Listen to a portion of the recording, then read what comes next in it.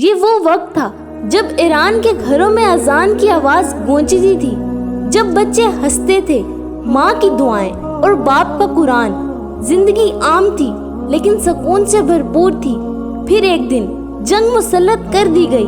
یہ جنگ ایران نے شروع نہیں کی تھی، یہ جنگ اسرائیل نے ایٹمی ہتھیار کا بہانہ بنا کر مسلط کی۔ اس جنگ نے نہ صرف گھر گرائے بلکہ معصوم خواب، ماؤں کی گودیں، بچوں کی ہنسی سب چھین لیے۔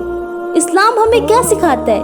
نبی کریم صلی اللہ علیہ وآلہ وسلم نے فرمایا، ظلم دیکھو تو روک دو، ورنہ زبان سے منع کرو، ورنہ دل سے برا جانو۔ اسلام ظلم کو برداشت کرنے کی اجازت نہیں دیتا، لیکن جنگ کی ابتدا نہیں سکھاتا۔ اسلام کا پہلا پیغام ہمیشہ امن ہے۔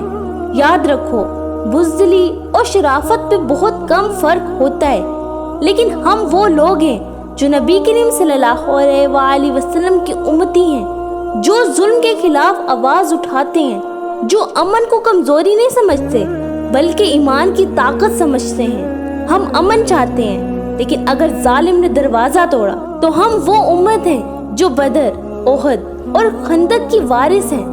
ہم جنگ نہیں چاہتے، لیکن اگر امن کی گود میں آگ لگا دی جائے تو خاموشی جرم ہے۔ اسلام امن کا مذہب ہے اور ہم اس کے محافظ۔